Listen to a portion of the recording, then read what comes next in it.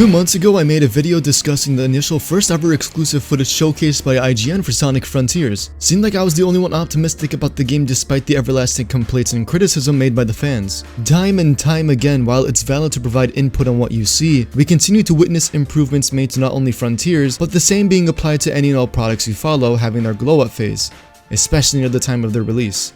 It wasn't a surprise to see the sudden turnaround of opinions to be more positive than ever, especially with the recent news, music, and other aspects being shown. Which is the reason I wanted to hold off on making this video, because I wanted to cover everything at once, and open up a discussion as to why Sega's reputation being restored is a huge thing moving forward for the Sonic franchise.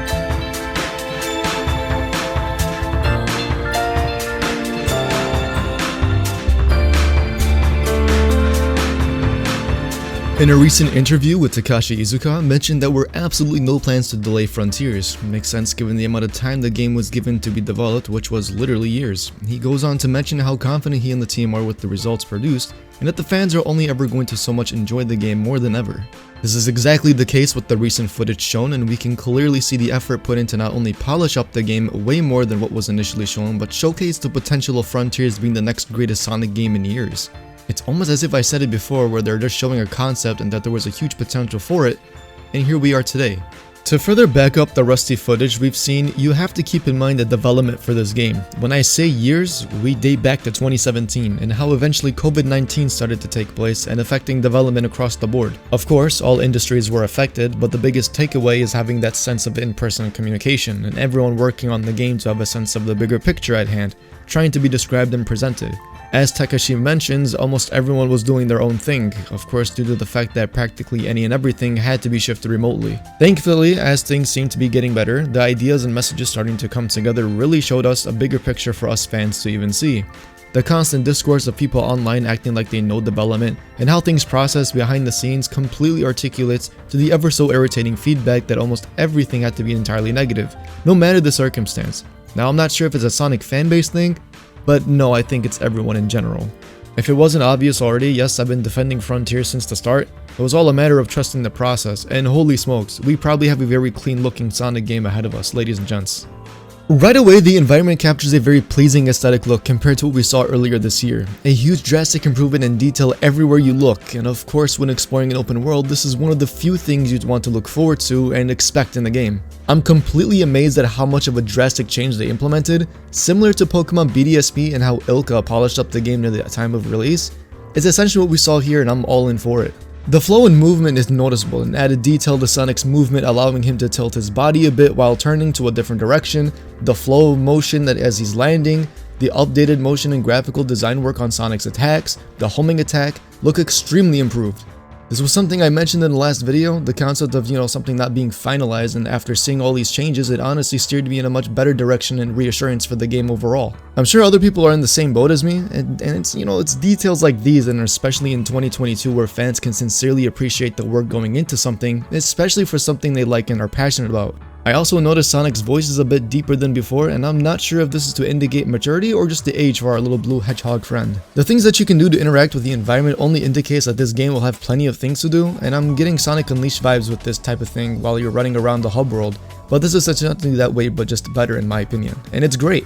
The multiple islands that there are really seem to have something that distinguishes them from the rest and makes them really unique to explore, which then transitions to us talking about the demo itself.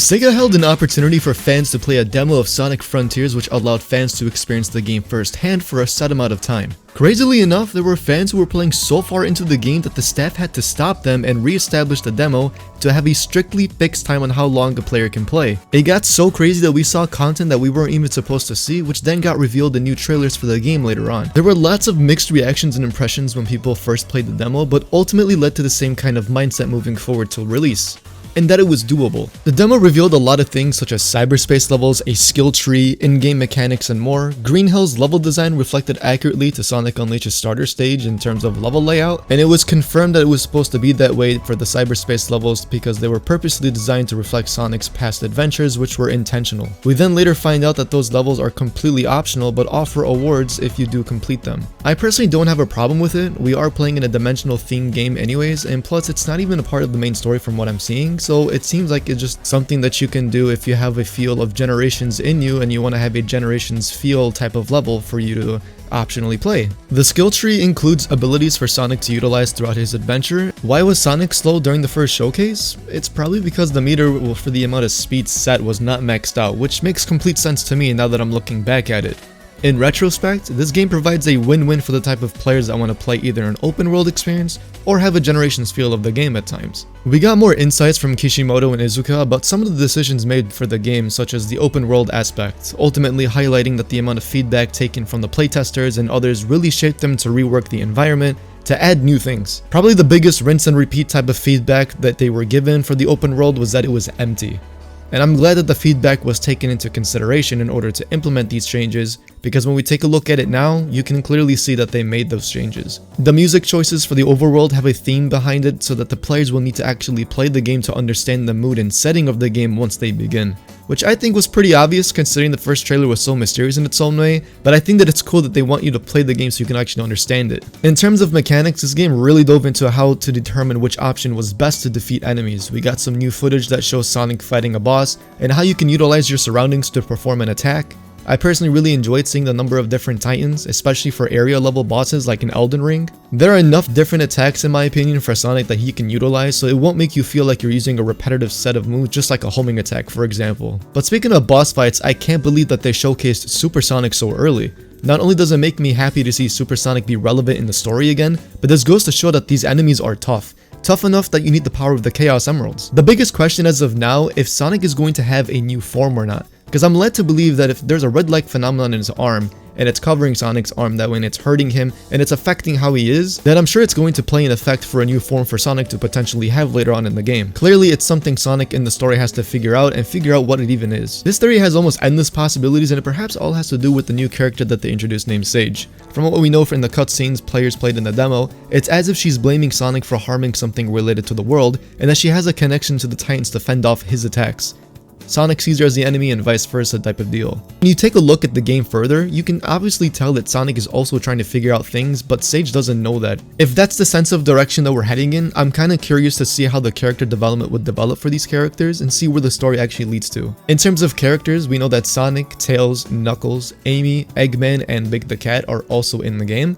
And I'm guessing like what we saw with Amy is that they all get trapped or transported somewhere for Sonic to venture out and rescue. This leads to a number of islands and places to explore to save his friends, but my question is, what is Eggman up to? What significance does he have in the story? We saw a cutscene with him, but to me, if you know Eggman, he usually is up to something, especially when another enemy is involved. Unfortunately, Sonic as of right now is the only playable character in this game, so there's no shadow or anything, but you can probably leave that up to the modders when the game releases, because I can tell you from now, whenever you get something on the PC, you're bound to have some crazy mods for your games. In terms of optimal performances, of course the more modern consoles are going to have a better 4K 60 FPS type of deal going on for it, and Steam. But I do believe that Switch is capped to 30 FPS with a 720p, which is to be expected because we don't want another scenario with Sonic Colors Ultimate. But of course, if you want the full experience to get your money's worth and actually have the game for what you can do with it, and I would obviously get it for Steam. Another detail I would like to mention is that Sonic Frontiers got nominated for the most anticipated game of the year in Japan, which is a huge milestone for the Sonic franchise because as of today that this video is being released, Sonic has not been nominated for such an award in the past, so that's huge going forward. Another demo opportunity was held for players to experience the game yet again. Filming was banned of course, but you're going to have someone to come through with some footage. And let me tell you, people were pretty satisfied with the game overall. There were a ton of comments of how smoothly the game played out. The movement, as I touched on earlier, felt better than ever for a Sonic game. We got a more in-depth look at Sky Sanctuary, which is a cyberspace level, and how the music sounds, and plus an opening sequence for how Sonic starts the level. Based on this footage, the cyberspace levels simply look fun to play in. It really shows you how many paths you can take to reach certain objective points, and ways to collect the red rings. This is great for more complex players that love to take alternative paths rather than take the default ones for casuals. We also got confirmation with how you can make an infinity boost 3 times as fast if you create an infinity symbol with the new mechanic, which is officially now called Power Boost, and Sonic's bounce move from Sonic Adventure 2 also apparently makes a return, which is pretty sick. Seeing all these demo areas take place and seeing all these people playing the game and positively talking about the game for once rather than bashing on it, they actually do seem like they're enjoying the game and that it looks fun, which is something I was hoping for them to see and for hoping them to experience, because I really want this game to succeed, because we definitely need a new Sonic game that can exceed expectations and to give us what a feel of a Sonic game can be once again. I have high hopes that this game is going to do well, and especially with the reviews possibly coming out soon in the next couple of weeks, and when the game officially comes out, I'm really looking forward to seeing how people respond to it, and I just really hope that this game can deliver, because honestly I feel like Sega's on their last legs with the fans and how a Sonic game needs to be released and what it's all about, and this is going to be the one, I think. So, but yeah, I really do think this is going to be the one. Just stick with it, bear with it until the game release, try it out for yourself, and we'll make those comments and determinations and conclusions once that releases. With reaching the conclusion for this video, I really hope it helped shape your perspective and how the game first looked and until now. The point was for you to see the drastic changes and turn your mindset to believing that Frontiers will indeed be one of the best Sonic games in a while. We've had a rough past couple of years, but with the game just a little over a month away, I hope you can look forward to it now that you weren't before when the first showcase was released. There was a lot of info to compile into one video rather than making 10, as I didn't want to make that many, but if you enjoyed these types of videos, consider hitting that like button and subscribing if you're new, as it helps out a ton. Feel free to also join the Discord server to hang out with other community members too. We host events and play games and such, and it's a pretty nice vibe all around. But thank you so much for watching, take care of yourselves, and I'll catch you guys in the next one. Peace.